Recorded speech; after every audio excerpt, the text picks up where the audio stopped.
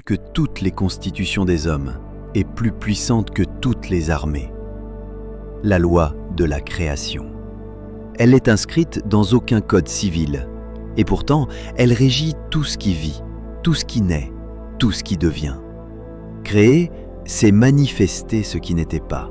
C'est oser dire à l'invisible « viens » et lui prêter forme, souffle et matière. La création n'est pas un acte réservé aux artistes ou aux dieux, c'est une nécessité vitale, une pulsation intérieure que chacun porte en lui. Car créer, c'est exister pleinement. Victor Hugo disait « Créer, c'est se souvenir de l'avenir ». Voilà une pensée qui nous renverse.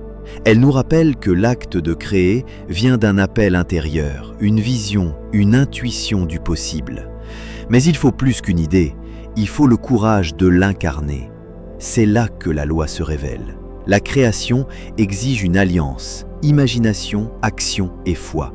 Sans cette trinité, rien ne naît, rien ne dure. Prenons un exemple concret.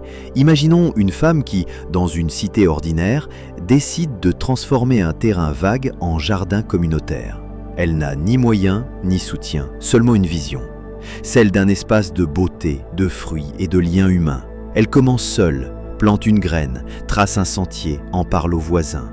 Les enfants viennent jouer, des anciens proposent leur aide, les murs se couvrent de couleurs. Ce jardin devient une oasis.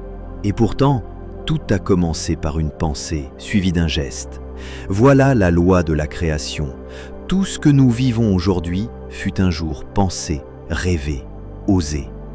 Mais cette loi a ses exigences. Elle demande la constance, la confiance en l'invisible. Car dans les débuts, rien ne montre encore le fruit. C'est le désert avant l'oasis, le silence avant la note. Et pourtant, ceux qui respectent cette loi avancent.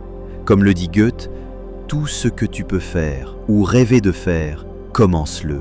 L'audace contient du génie, du pouvoir, de la magie. Alors que retenir ? La création n'est pas un luxe. Elle est notre devoir sacré.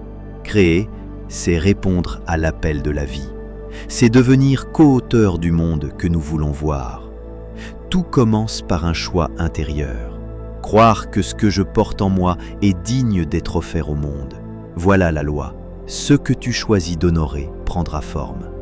Qu'il s'agisse d'une œuvre, d'un geste d'amour, d'un projet de vie, la loi de la création ne faillit jamais à ceux qui l'honorent avec foi, patience et persévérance.